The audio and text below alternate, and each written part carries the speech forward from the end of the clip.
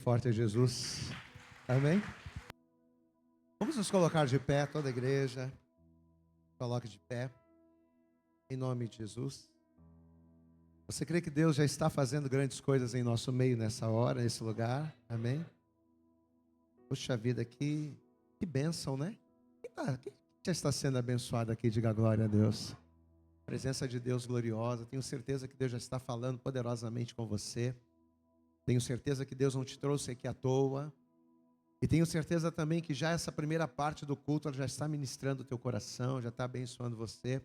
Mas eu queria que você virasse para essa pessoa que está do teu lado e você dissesse assim para ela: Deus tem, mas diga com autoridade, diga: Deus tem uma palavra para você. Agora, o mais importante não é Deus ter uma palavra para nós. Porque todas as vezes que você vem a este lugar, eu quero que você preste atenção nisso. Todas as vezes que você vier a este lugar, Deus sempre terá uma palavra preparada para a sua vida. É impossível você vir à casa de Deus e Deus não falar com você. Agora, o mais importante não é Deus ter uma palavra, porque Ele sempre terá. Agora, o mais importante é eu estar aberto, eu estar receptivo àquilo que Deus Ele vai falar, àquilo que Deus Ele vai ministrar. Amém? É muito importante que ao estar aqui nessa noite, o teu coração esteja aberto, o teu coração esteja disponível. Vira para essa pessoa que está do teu lado, fala para ela: meu irmão, você tem que estar disponível. Amém? Faz o seguinte, cumprimenta essa pessoa que está do teu lado, dá aí a paz do Senhor. Dá a paz do Senhor aí já para esse irmão. Dá a paz do Senhor para essa irmã da direita, para esse irmão da esquerda, para essa pessoa que está atrás de você. Dá uma olhadinha aqui no violão, César, para a gente. Amém? Isso, mas sai do lugar mesmo, cumprimenta aí essa pessoa, dê a paz do Senhor aí para esse irmão, para essa irmã, glória a Deus. Pastor, mas eu não conheço essa pessoa, eu não conheço esse irmão, então você vai conhecer agora. Isso, amém.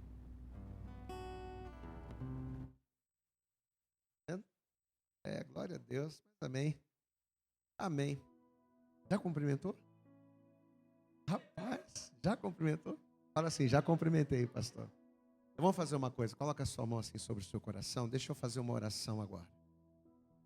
Senhor nosso Deus, Senhor nosso Pai, nós queremos te glorificar nesta noite, porque até aqui, até este momento, o Senhor já está derramando a tua glória nesse lugar. Eu acredito que cada um de nós que estamos aqui nesta noite, por aquilo que já recebemos do teu Espírito, através do louvor, através da adoração, eu acredito, ó Deus, que o Senhor já está ministrando e abrindo os nossos corações, os olhos do nosso entendimento para aquilo que é a tua vontade, para aquilo que é o teu querer. Mas, ó Deus, nós entendemos também que não adianta apenas adorarmos, louvarmos e sentirmos a sua presença. Nós precisamos de uma direção. E a tua palavra é a direção. A tua palavra, ela é a lâmpada para os pés. A tua palavra, ela é a luz para o caminho. Então, em nome de Jesus, ó Deus, eu oro agora e eu te peço que enquanto nós estivermos aqui ministrando a tua palavra, enquanto nós estivermos aqui conversando com a tua igreja, passando, Senhor, para a igreja os teus recados, a tua vontade, ó Deus, que o teu Espírito comece a trabalhar no coração desta pessoa. Que o teu Espírito comece a trabalhar, ó Deus, através de um quebrantamento, Senhor. Porque quando a tua palavra entra e nós nos quebrantamos, a nossa vida muda. E o desejo do nosso coração é mudar a nossa vida. Então, ó Deus, em nome de Jesus, enquanto estivermos ministrando, enquanto estivermos falando da tua palavra, que o teu Espírito Santo se encarregue de preparar a nossa terra, de preparar o nosso coração, como uma boa terra precisa ser preparada, a fim de que quando a semente for lançada, ela venha produzir resultados. Abençoe a vida de cada um dos teus filhos nesta noite, é o que nós oramos, te pedimos, e com fé te agradecemos em nome de Jesus. E toda a igreja diga amém, Jesus. Diga graças a Deus. Vamos aplaudir bem forte a Jesus nesta noite, amém? Senta no teu lugar.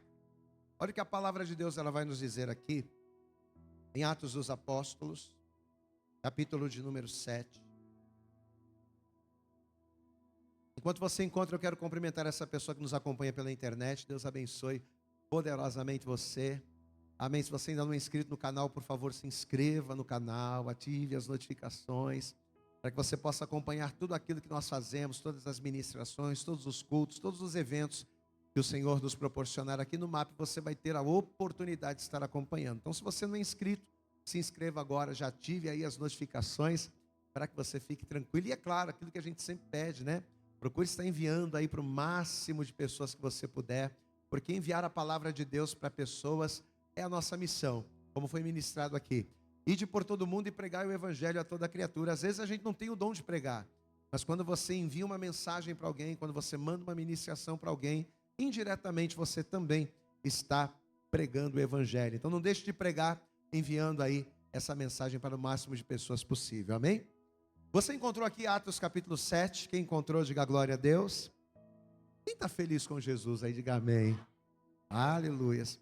Veja que a palavra de Deus ela vai dizer aqui no versículo 48, Atos dos Apóstolos, no capítulo 7, versículo de número 48, diz assim a palavra de Deus: mas o Altíssimo não habita em templos feitos por mãos de homens. Como diz o profeta, o céu é o meu trono e a terra o estrado dos meus pés. Que casa me edificareis, diz o Senhor? Ou qual é o lugar do meu repouso? Glória a Deus, queridos. Então veja que a palavra está dizendo que o Altíssimo não habita em templos feitos por mãos de homens. Você pode repetir essa frase comigo? Diga, o Altíssimo, vamos participar, diga, o Altíssimo não habita em templos feitos por mãos de homens. Mas pastor, nós estamos dentro de um templo e nós sentimos a presença de Deus aqui neste lugar. Mas eu quero que você já comece esta ministração nessa noite entendendo que sempre quando a palavra de Deus ela está se referindo a um templo, ou na maioria das vezes em que a palavra de Deus ela se refere a uma igreja, ela não está falando acerca apenas de um edifício construído de tijolos e cimento e argamassa. Mas quando a palavra de Deus ela fala acerca de templo, ela está falando acerca de pessoas, ela está falando acerca do templo que é você. Amém, amados? Então aquilo que você vai ouvir não apenas hoje, mas aquilo que você vai ouvir a partir de amanhã em toda a nossa conferência, porque o tema da nossa conferência profética nesse ano, da nossa conferência imersão nesse ano de 2024, são as 7 igrejas da Ásia, aonde o apóstolo João, ele vai receber a revelação do Espírito Santo, ele vai receber ali a palavra de Jesus, e ele vai endereçar 7 cartas a 7 igrejas diferentes. Apesar de naquele momento João estar sendo usado por Deus para falar aquelas 7 igrejas, aquelas palavras não eram apenas para igrejas, não era para paredes, não era para placas, não era para portas, aquela palavra era para pessoas. Então a primeira coisa que eu já quero desde hoje que você entenda, é que sempre que você ouvir o termo templo, ou sempre que você ouvir o termo igreja, traga essa palavra para você. Levante a tua mão para o céu e diga, eu sou o templo do Senhor. Diga mais alto, diga, eu sou a igreja do Senhor. Você sabe que os judeus, eles sempre tiveram uma adoração, uma admiração, e eu posso até dizer uma obsessão muito grande pelo templo físico, pelo templo natural, tanto que um grande sonho, um sonho antigo que o judeu tem, inclusive nos dias de hoje, é o de ver reconstruído aquele templo antigo, que era ali o lugar de culto, que era o lugar de adoração onde os judeus se reuniam. Um grande sonho dos judeus, inclusive isso é um projeto, né? Nós estivemos acompanhando algumas pesquisas no YouTube, estivemos fazendo algumas pesquisas, e os judeus eles têm esse planejamento de construir, de reconstruir aquele templo que um dia foi destruído. E o judeu, ele sempre ao longo da sua história, o povo judeu, ele sempre teve esse sonho. E se você for nas escrituras, você vai descobrir que em toda a sua trajetória, 3 templos, ou seja, durante toda a trajetória do povo judeu, 3 templos, 3 lugares de adoração, 3 templos construídos de pedra foram erguidos, mas lembrando sempre que cada templo de pedra que foi levantado pelos judeus, espiritualmente falando, representa quem? Representa cada um de nós. Na época os judeus levantaram templos de pedra, mas quando nós trazemos a revelação da palavra para nós, nós entendemos que o templo somos nós, a igreja somos nós. Então, como nós falamos durante toda a trajetória, 3 templos foram erguidos. O primeiro templo, diz a palavra, que o rei Davi, ele teve um desejo muito grande de edificar um templo, um lugar para o Senhor. Porque até então, a arca do Senhor, ela era guardada entre cortinas, em tabernáculos. E Davi vai olhar para a sua casa e ele vai dizer: puxa, eu sou um homem natural, um homem comum, e eu habito num castelo, eu habito num palácio bem adornado, enquanto que a arca do Senhor, ela habita em cortinas. Então, quando Davi ele tem aquela visão, ele sente no seu coração o desejo de edificar um templo para o Senhor. E o próprio Deus iria tornar isso possível. Só que ao invés de Davi, conta a história, que seu filho Salomão seria aquele que iria edificar esse templo. E eu quero que você acompanhe comigo. Segundo livro do profeta Samuel, deixe marcado em Atos, que é o nosso texto principal. Mas eu queria que você fosse lá, segundo Samuel, no capítulo 7. Veja que a palavra vai nos dizer aqui a partir do versículo 1. Segundo livro de Samuel, no capítulo 7, versículo 1, diz assim: E sucedeu que, estando o rei Davi em sua casa, e tendo o Senhor lhe dado descanso de todos os seus inimigos em redor, disse o rei ao profeta Natã: olha, eis que eu moro em uma casa de cedros, e a arca de Deus, ela mora dentro de cortinas. Ou seja, como é que pode eu, sendo um homem comum, morar num castelo tão bem aparelhado? E a arca do Senhor, que representa a presença de Deus, está num lugar tão simples. E disse Natã ao rei: olha, vai e faze tudo quanto está no teu coração, porque o Senhor é contigo. E aí ele diz no versículo de número 4: Porém sucedeu naquela mesma noite, que a palavra do Senhor veio a Natã dizendo: olha, vai e dize a meu servo Davi: assim diz o Senhor, edificar-me-ás tu uma casa para minha habitação? Porque em casa nenhuma habitei, desde o dia em que fiz subir os filhos de Israel do Egito até o dia de hoje, mas andei em tenda e em tabernáculo. Glória a Deus, amados. Então quer dizer que Davi quer construir uma casa para mim, mas eu nunca tive casa. E qual casa que ele poderia construir com mãos humanas que poderia me conter? Que casa Davi poderia me proporcionar que conseguiria conter a minha presença dentro dela? Aí no versículo de número 12 o texto continua dizendo: olha, faz o seguinte, Davi, quando teus dias forem completos e vieres a dormir com os teus pais, então farei levantar depois de ti dentre a tua descendência, o qual sairá das tuas entranhas, e estabelecerei o seu reino. Este edificará uma casa ao meu nome, e confirmarei o trono do seu reino para sempre. Então, apesar do desejo de Davi de edificar um templo ao Senhor, Deus está dizendo: não vai ser você quem vai edificar, mas aquele que sair das tuas entranhas, aquele que você gerar, esse sim será aquele que edificará um templo para mim. E Salomão vai ser essa pessoa. A incumbência de edificar um templo para Deus, o primeiro templo que Deus vai ter, o primeiro templo construído com pedras, com mãos de homens, vai ser edificado por Salomão. E segundo a história, ele edificou um templo maravilhoso, esplêndido. Deus, ele se agradou tanto daquele trabalho, Deus, ele se alegrou tanto daquela obra, mas tanto, que diz a palavra, que quando aquela obra terminou, a glória do Senhor encheu aquela casa. Glória a Deus, amados. Depois que aqueles prédios, que aquelas paredes foram levantadas, que as pedras foram colocadas, que as madeiras foram devidamente aplainadas, quando aquela obra estava pronta, diz a Bíblia que a presença do Senhor tomou aquele lugar de uma maneira tão tremenda que nem mesmo os sacerdotes podiam ficar de pé. Segundo Crônicas, vamos acompanhar isso. Segundo livro das Crônicas, no capítulo de número 5, veja o que a palavra vai nos dizer aqui a partir do verso 11.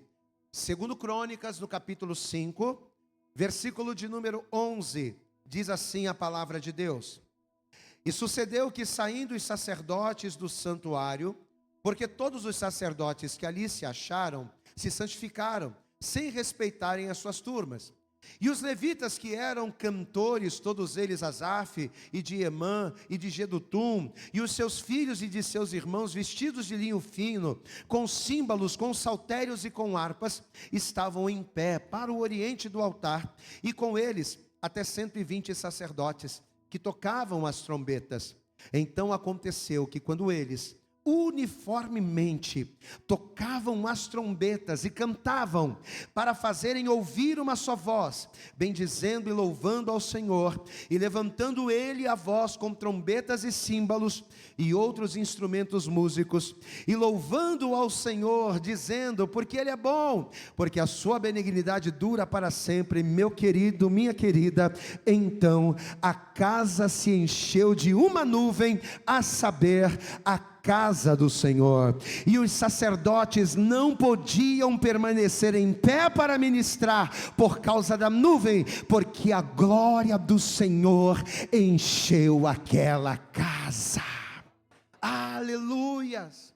No instante em que aquele templo foi edificado e que a arca do Senhor ela foi levada até o lugar santo, e quando todos uniformemente falando a mesma língua, fazendo a mesma coisa, quando todos numa só fé começaram a desempenhar as suas funções, a tocarem, a glorificarem ao Senhor, diz a palavra que a glória do Senhor se manifestou. Você sabe por que a gente está jejuando e tem que jejuar todo mundo junto? Você sabe por que a gente está marcando de todos os dias estar aqui e todos os dias temos que estar juntos? Porque é na uniformidade que o Senhor derrama a sua glória.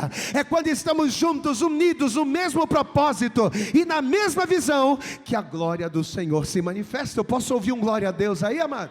Diga assim comigo: aonde há unidade, mas repita bem alto, diga: onde há unidade, a glória de Deus. Mas aonde há divisão, repete comigo, mas aonde há divisão, a perda. Um reino dividido não subsiste.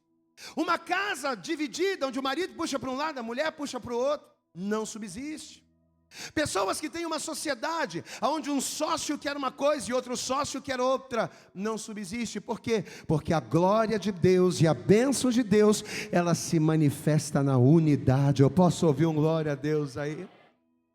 Todos tocaram uniformemente, todo mundo junto, fazendo a mesma coisa, na mesma direção, e a glória do Senhor se manifestou. Porém Israel vai entrar em uma apostasia tremenda.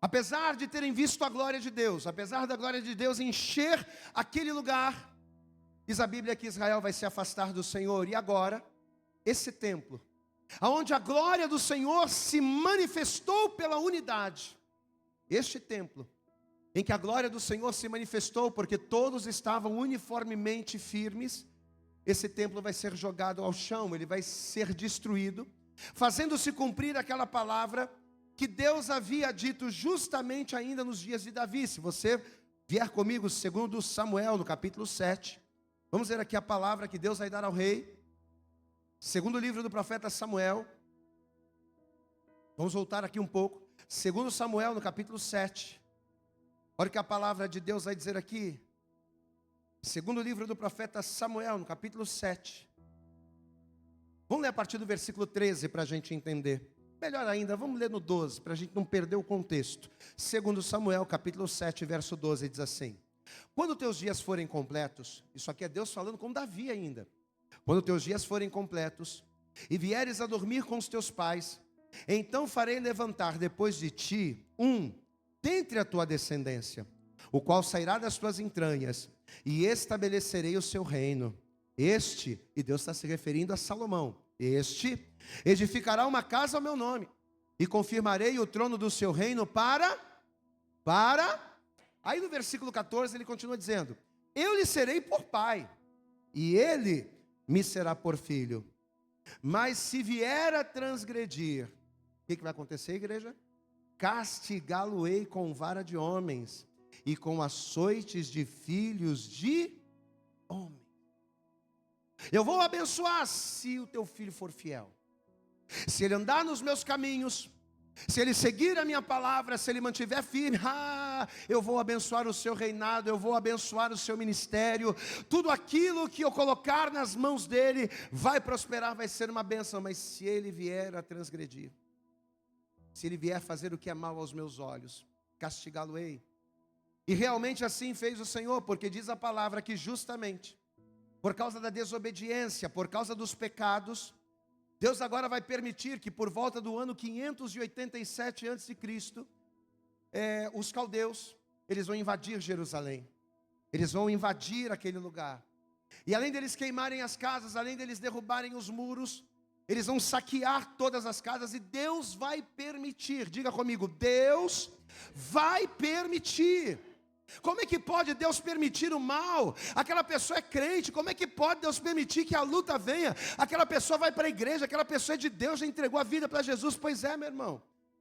Por mais que a gente já tenha recebido Jesus como nosso Salvador, por mais que a gente já tenha entregado a vida para Jesus, pastor, eu já sou batizado nas águas, eu sou uma pessoa que conheço a palavra. Pois é, justamente por você conhecer a palavra, é que você tem uma responsabilidade maior ainda de ser fiel, e quando você não é, o castigo é dobrado para você. O peso da mão de Deus para aquele que conhece, é muito maior do que para aquele que não conhece, porque quem conhece está errando consciente. Quem entende o pastor aqui, diga glória a Deus. Deus vai permitir que Jerusalém fosse completamente destruída.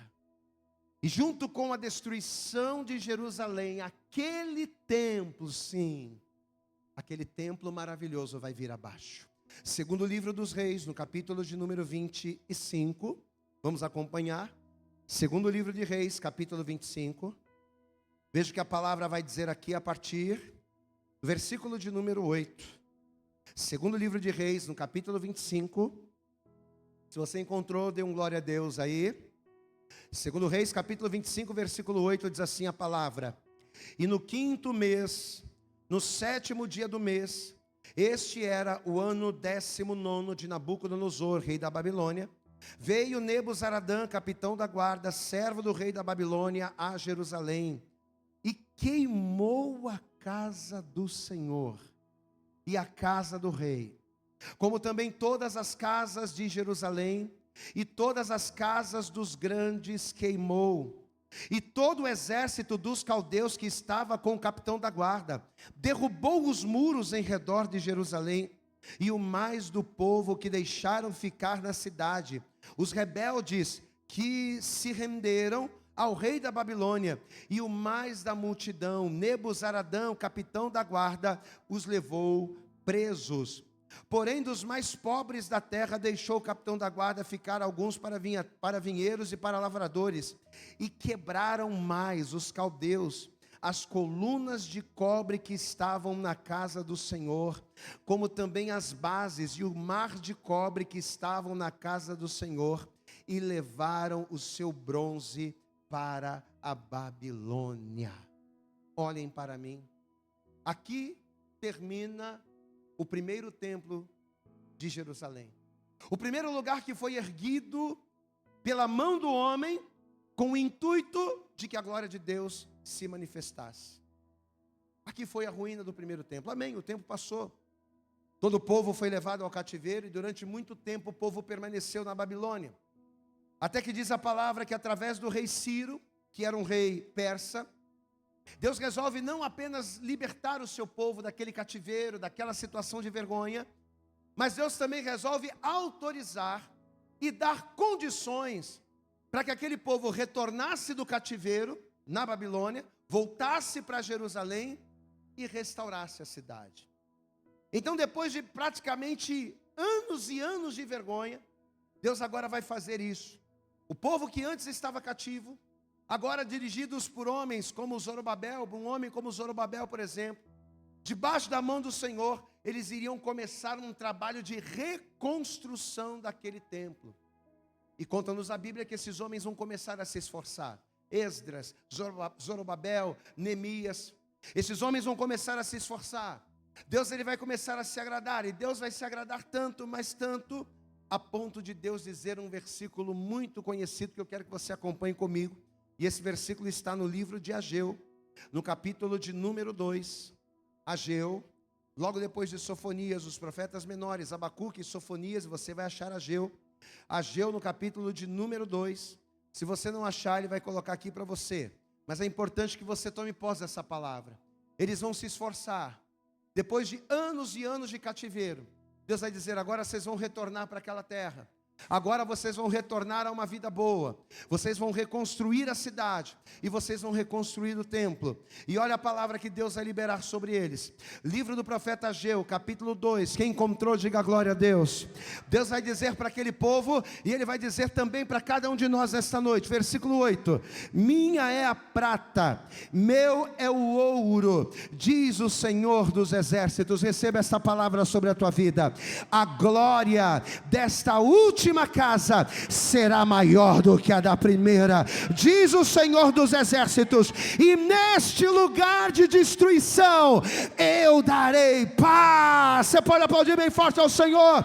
A terra angustiada, a terra envergonhada vai ser restituída. Diga glória a Deus. Deus estava alegre. E além de estar alegre, Deus estava garantindo: olha, vocês foram assolados no passado, mas agora vocês vão ter a oportunidade, diga glória a Deus aí, vocês vão ter a oportunidade de viver uma vida direita, de aprender com os erros do passado e fazer a coisa bonitinho e seguir a minha vontade. E eu garanto a vocês que a glória desta casa será maior do que a da primeira.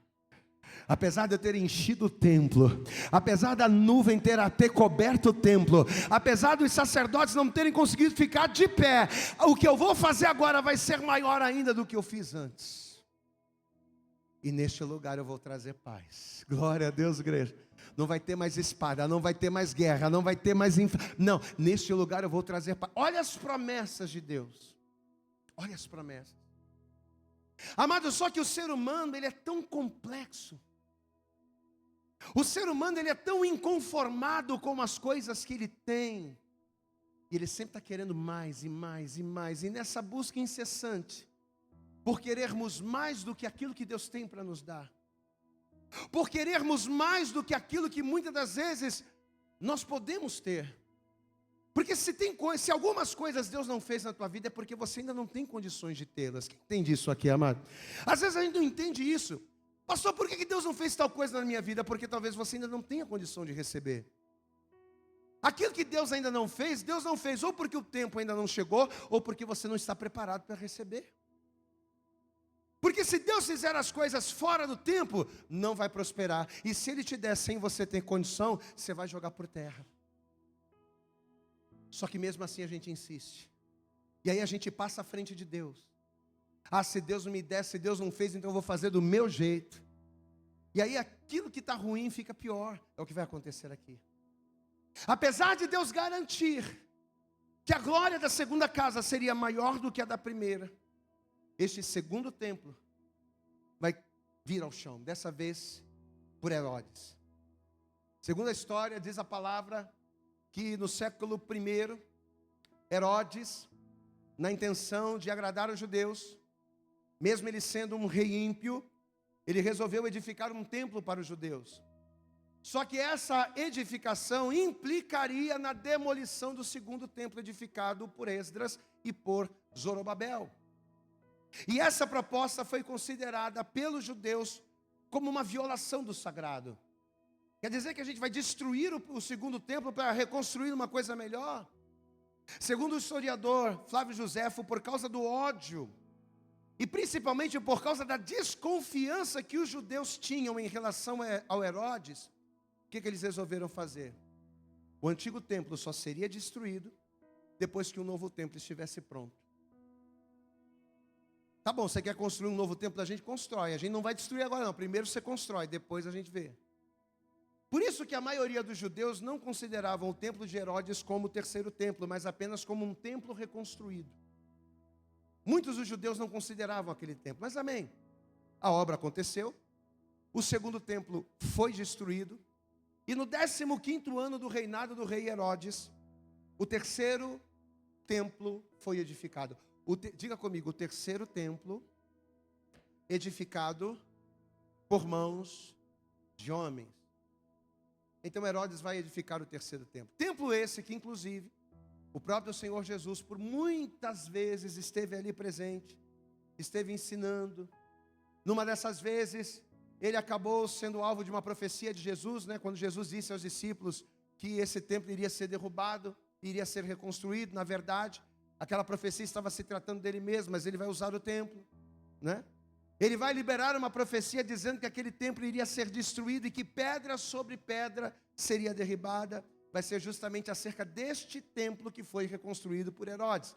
E diz a Bíblia que Jesus, ao ver o como as pessoas adoravam, e até mesmo os próprios discípulos, porque o templo vai ficar maravilhoso, Jesus vai olhar e vai ver o quanto os judeus adoravam o templo, e percebendo isso, a admiração que as pessoas tinham por aquele templo, é que Jesus vai liberar essa palavra. Vamos ver isso aqui, no Evangelho de Mateus, no capítulo 24, Mateus, Evangelho segundo escreveu Mateus, no capítulo 24,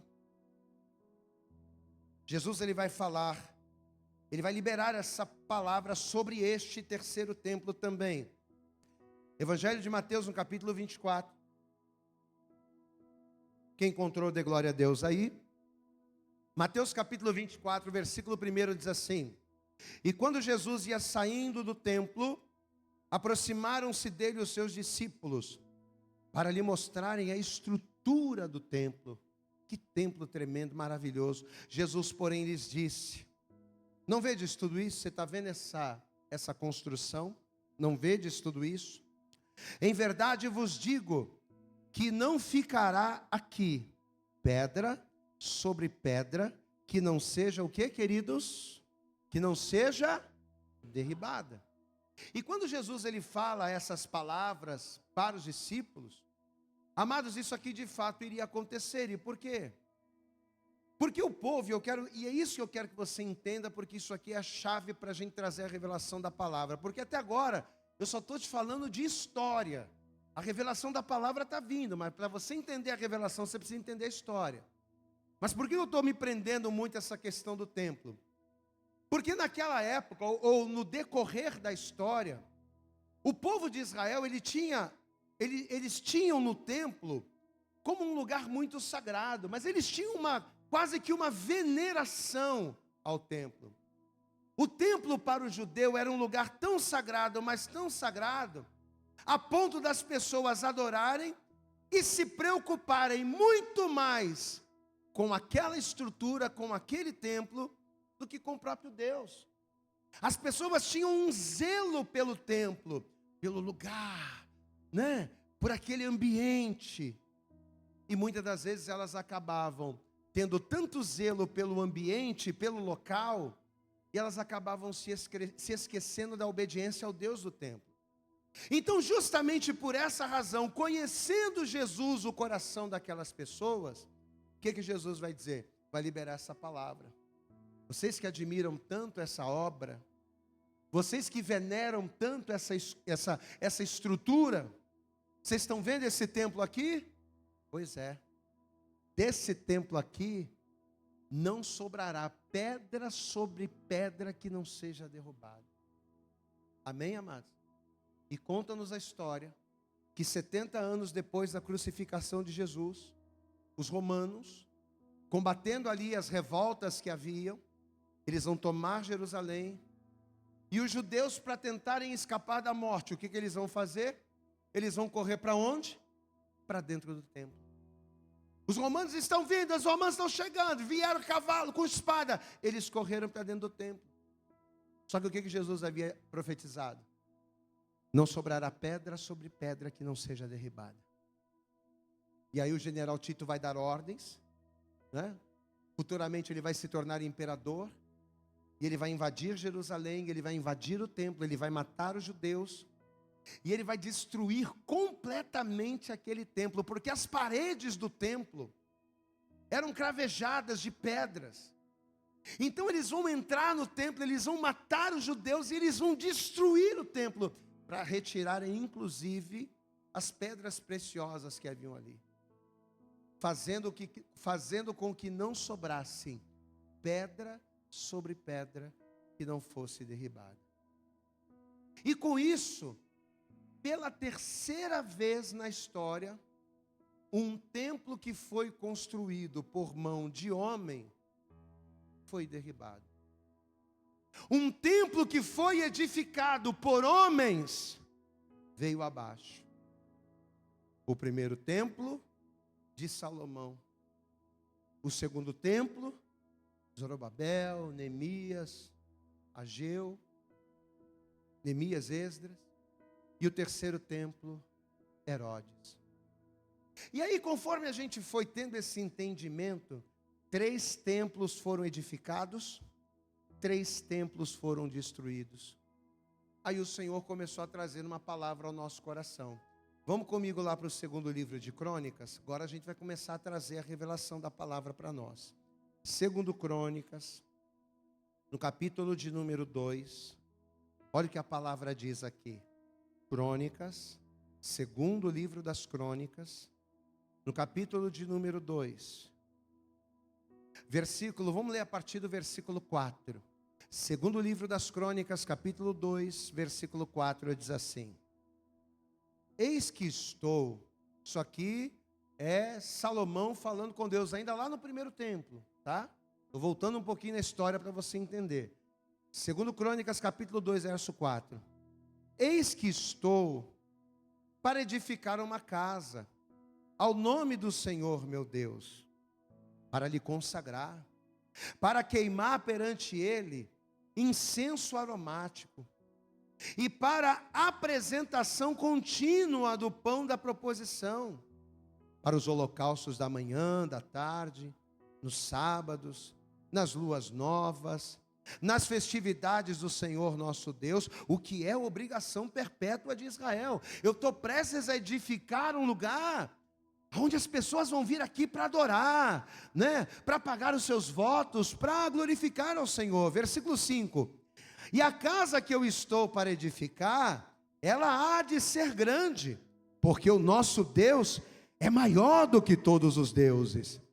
Mas aí olha o versículo 6. Porém, aí ele vai pensar, né? Quem seria capaz de lhe edificar uma casa, visto que os céus e até os céus dos céus o não podem conter? E quem sou eu que lhe edificasse casa, salvo para queimar incenso perante ele? Glória a Deus, amado. Aí o Salomão, ele está começando a pensar, né? Caramba, eu vou construir uma grande casa.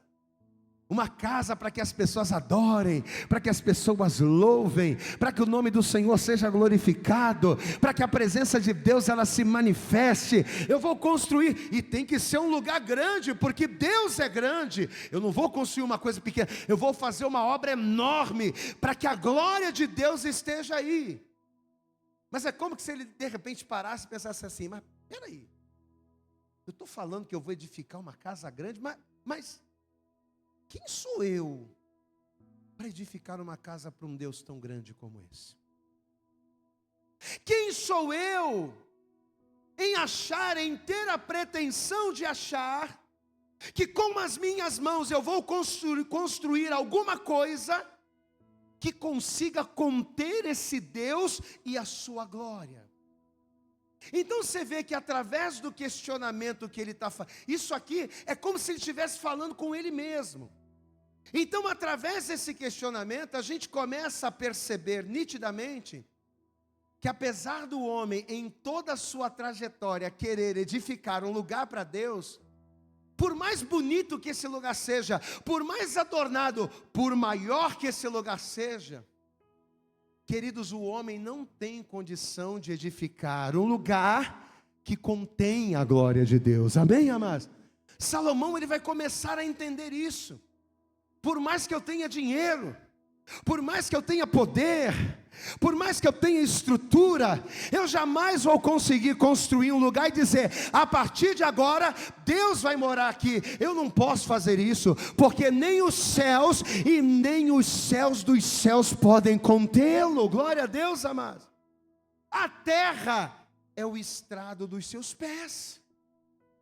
Se a terra é o estrado dos seus pés, como é que eu posso achar que eu vou construir um lugar e Deus vai estar aqui?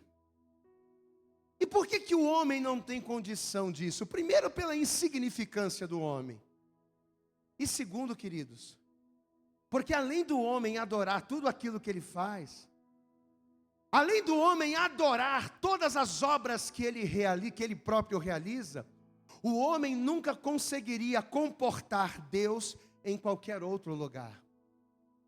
3 templos foram edificados. Repita comigo: 3 templos foram levantados. 3 templos foram derrubados. Amém?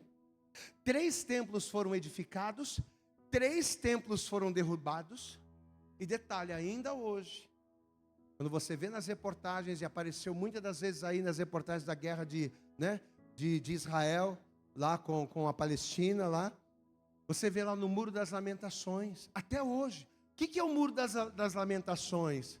É uma parte de ruínas daquele antigo templo. Aquele templo de Herodes que foi destruído, é uma parte das ruínas. Até hoje o homem está lá, colocando a mão lá no muro, fazendo as suas orações, pegando as suas orações, colocando num canudinho, colocando lá nas frestas do muro e pedindo ao Senhor: Senhor, envia-nos o Messias. Ah, Senhor, que o Messias venha sobre nós. Muitos judeus estão até hoje lá no Muro das Lamentações, orando, clamando a Deus, para Deus enviar o Messias, mas o Messias já veio. Posso ouvir um glória a Deus aí? O Messias já veio e eles não perceberam. Por quê? Se você for em João no capítulo 1, a Bíblia diz isso, João 1:10. Veio ao mundo. O mundo o conheceu. Veio para o que era seu, mas os seus não o receberam. Amém, amados? Tanto nessa época como em vários momentos da história, a Bíblia diz que quando Jesus estava prestes a nascer, Israel estava afastado de Deus. Diz a palavra que Deus ele vai se calar por 400 anos.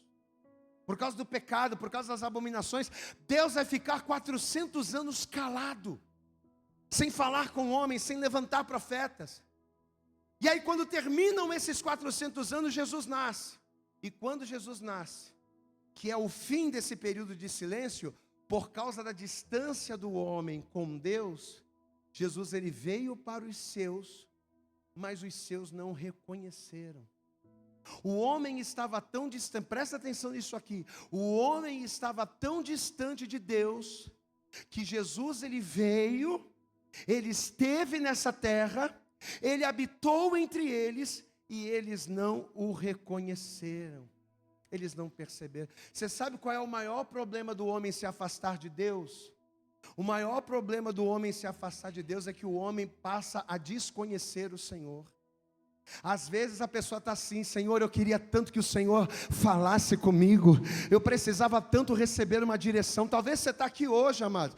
Talvez você está aqui hoje, vindo na igreja hoje, dizendo: eu precisava tanto de uma resposta de Deus. Meu irmão, quantas coisas Deus já não tem falado com você, quantos direcionamentos Deus já não tem dado a você, quantos profetas Deus já não levantou para falar com você. Só que o problema é que quando o homem está afastado de Deus, Deus ele fala, Deus ele se manifesta, Deus ele vem, mas a pessoa não reconhece.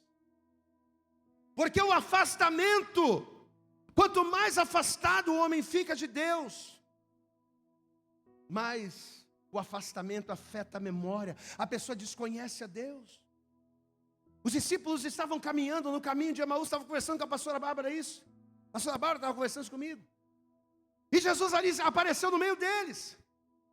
Por um momento, só por um momento da morte de Jesus, da crucificação de Jesus, eles não conheceram. Jesus andou com eles, Jesus bateu papo com eles, Jesus falou com eles, mas eles não conheceram. Meu querido, nesta noite, o que você está vendo aqui? É o pastor Vitor falando, é o pastor Vitor ministrando, mas nessa noite, a palavra que está saindo da minha boca não é do pastor Vitor, é do teu Deus, é do Senhor, e Ele está dizendo para você: volta para Ele, se achega a Ele, porque quando você se achega, é que a glória dele se manifesta e a tua vida começa a mudar. Aplauda bem forte ao Senhor.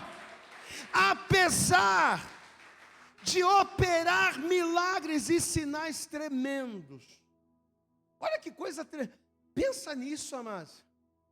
Apesar de estar entre nós, eles não o viram, eles não o enxergaram. E por quê? Por que Jesus veio para os que eram seus? Olha para mim. Por que Jesus veio para os que eram seus e os seus não receberam? Por que eles não enxergaram? Por que eles não reconheceram? Porque eles estavam mais preocupados com o templo do que com o Deus do templo. Quem está entendendo, pastor, aqui? Diga glória a Deus. Mas quando a gente fala templo, o que eu falei no início da mensagem? Quando a gente fala templo, a gente não está falando de parede. A gente não está espiritualmente falando, quem é o templo? Espiritualmente falando, quem é o templo? Somos nós. Sabe o que faz a gente não enxergar Deus na nossa vida? É a gente estar mais preocupado com o templo do que com Deus do templo. Quando a gente olha muito para o templo, presta atenção, quando a gente olha muito para o templo, a gente deixa de enxergar o Messias.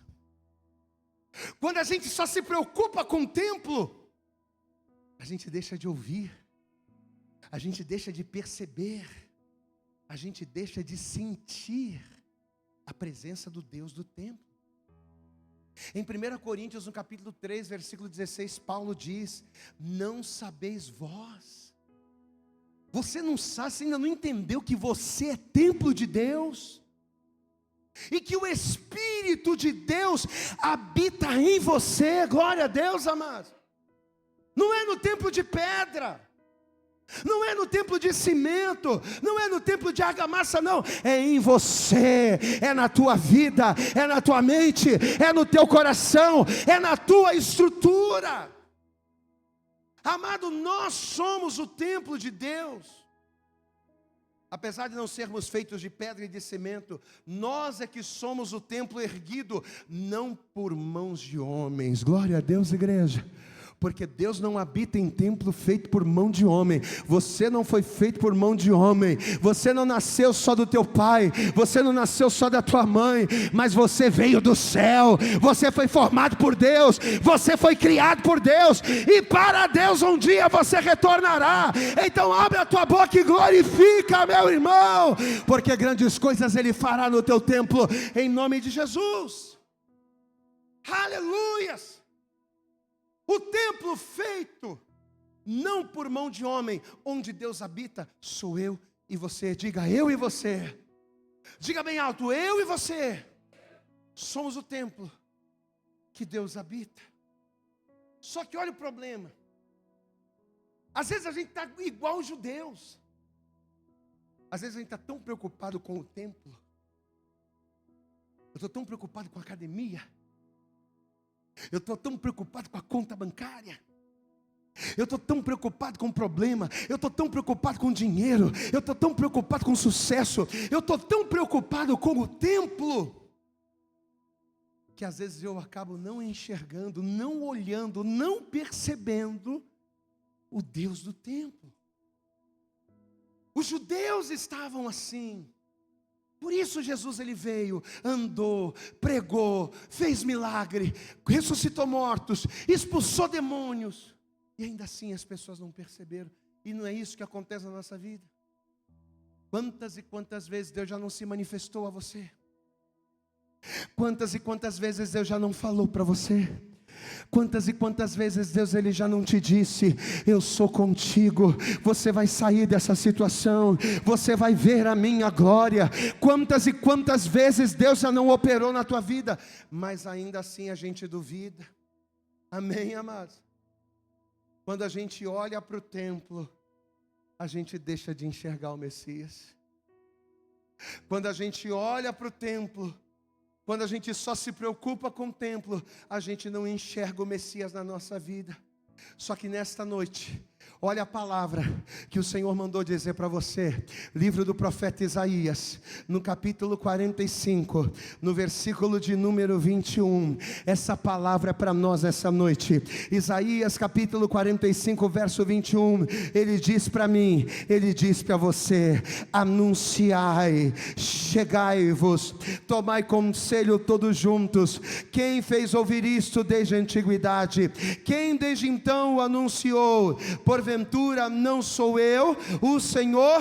Não há outro Deus senão eu, Deus justo e Salvador, não há além de mim. Deus te diz essa noite: olhai para mim, não para o templo, olha para mim, e sereis salvos vós, todos os termos da terra, porque eu sou Deus e não há outro. Para de olhar para o templo, olha para o Messias. Diga glória a Deus. Para de olhar para o teu templo. Você está preocupado demais com o trabalho, com a casa, com isso, com aquilo, e você está deixando de olhar para o mais importante. Você está deixando de buscar o mais importante. Você está deixando de viver o mais importante. Olha o que o Senhor está dizendo aqui. Olhai para mim. Eu posso ouvir um glória a Deus aí nessa noite, meu querido?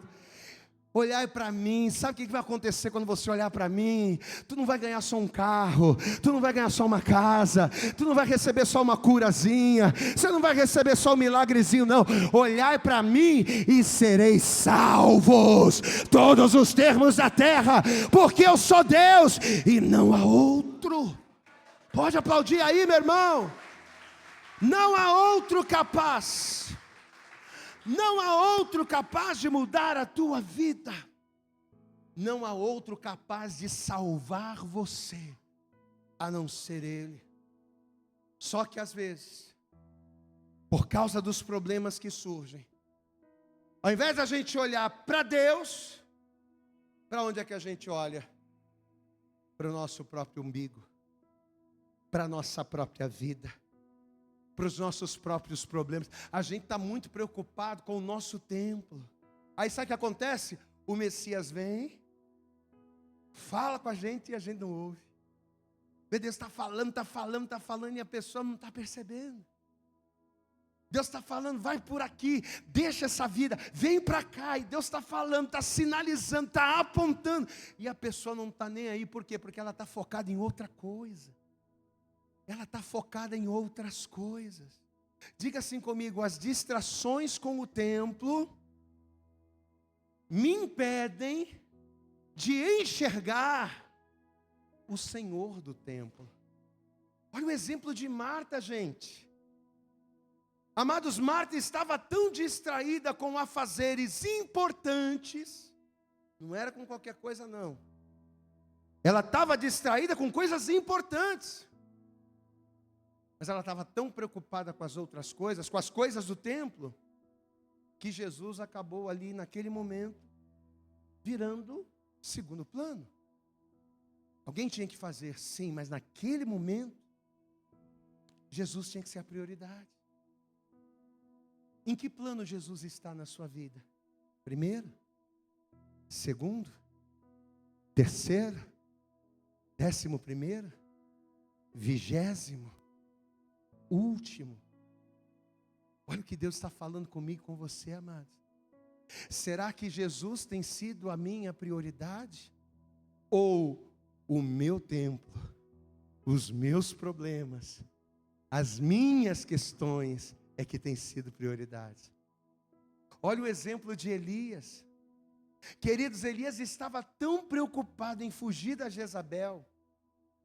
Ele estava tão preocupado em resolver o seu problema, que o anjo sentou com ele, deu de beber, deu de comer, conversou com ele, e ele não percebeu. Ele virou para o canto e foi dormir de novo.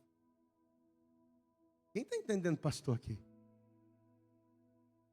Olha o problema de você olhar mais para o templo do que para Deus. Quantas vezes Deus já não tem falado com você aquilo que você sabe que deve fazer? Quantas vezes Deus ele já não tem ministrado o nosso coração, dizendo e mostrando para você o que Ele quer da sua vida? Talvez você está aqui, meu querido, e Deus já falou com você claramente qual é o teu lugar, em que posição Ele quer que você esteja. Só que muitas das vezes a gente não está percebendo. Só que hoje, ao ouvir essa palavra, Deus, Ele manda te dizer que se você entregar o teu caminho ao Senhor, se você entregar os teus problemas, se você entregar as tuas lutas, se você entregar as tuas preocupações nas mãos dEle, e não só entregar, mas se você confiar nele, tudo, diz a palavra, tudo Ele fará. Ele vai fazer tudo o que você precisa, não você com a tua força. Ele vai te dar aquilo que você precisa, não você com a tua força. Amém, amados? Ele vai restaurar o teu templo, não você com a tua capacidade. E aí sabe o que ele diz? E a glória da segunda casa na tua vida será maior, muito maior do que a primeira, porque eu serei contigo. Glória a Deus. Atos capítulo 7, já estamos finalizando. Atos 7, texto inicial. Atos capítulo 7, versículo 48. O texto inicial ele diz o quê? Mas o Altíssimo, o Todo-Poderoso, o Deus tremendo, o Altíssimo, não habita em templos feitos por mãos de homens. Como diz o profeta, o céu é o meu trono, a terra, o estrado dos meus pés. Que casa me edificareis, diz o Senhor? Ou, qual é o lugar do meu repouso? Posso ouvir um glória a Deus aí? Amém, amados? O que Deus está falando aqui? Deus está falando aqui, eu não habito em templo feito por mão de homem. Pode ser uma igreja de 100, 200, 300, 400, 500 lugares. Pode ser como as igrejas lá da China, para 10 mil, para 100 mil pessoas. Ainda assim é pequeno para mim. Mas posso dizer uma coisa para você? Deus não habita em uma igreja que tem espaço para 100 mil pessoas. Para Deus ainda é pequeno. Mas se você ouve a palavra e recebe, Ele não habita numa igreja de 100 mil pessoas, mas Ele cabe certinho dentro do teu coração. Ele não cabe numa igreja de 1 milhão de pessoas, mas Ele cabe certinho dentro do teu coração, meu irmão. Amém? Pastor, e o que é necessário para isso então? Quer dizer que numa igreja de 100 mil pessoas, para Deus é pequeno, mas Ele cabe no meu coração? Cabe. Mas para Ele entrar, o que você tem que fazer? O que eu tenho que fazer? Eu tenho que abrir a porta. Você sabe por que você está aqui hoje ouvindo essa palavra, meu querido? Você sabe por que Deus te trouxe aqui nesta noite? Para que você ouvisse a sua voz, a fim de que pelo ouvir da voz de Deus, você finalmente se renda e abra a porta para Ele. Ele diz lá em Apocalipse, capítulo 3, versículo 20. Inclusive é um texto referente à igreja que nós vamos estar pregando no próximo domingo na conferência. Eis que estou à porta e... Eis que estou à porta e bato. Nessa noite o Senhor está batendo na tua porta. Pastor, eu já entreguei minha vida para Jesus, então Ele está batendo na tua porta, para Ele ter mais espaço na sua vida, mais espaço do que aquele que você tem dado. Glória a Deus, amado. Porque não é só a pessoa que não serve a Jesus que não dá espaço para Ele, não. Às vezes a pessoa está na igreja, às vezes a pessoa entregou a vida para Jesus, às vezes a pessoa é batizada nas águas, mas quando se trata do casamento, ela não deixa Deus agir. Quando se trata da vida financeira, ela não deixa Jesus cuidar. Eis que estou à porta e bato. Se alguém ouvir a minha voz e abrir a porta, eu entrarei na sua casa. E com Ele cearei, Ele ceará comigo, eu vou ter comunhão com Ele, Ele vai ter comunhão comigo, eu vou fazer morada dentro dessa casa, eu vou habitar nesse templo, eu vou mudar essa vida, eu vou fazer dessa casa templo santo, e o meu nome vai ser glorificado. Você pode aplaudir bem forte ao Senhor, meu amado. Se você abrir, Ele vai fazer. Diga glória a Deus. Agora eu preciso abrir. Levante a tua mão para o céu e diga: eu preciso abrir. Você está disposto a abrir? Amém? Vamos fazer uma oração, vamos orar para isso. Coloque de pé, toda a igreja, em nome de Jesus. Se coloque de pé. E assim que você se colocar de pé, vamos aplaudir bem forte a Jesus. Amém?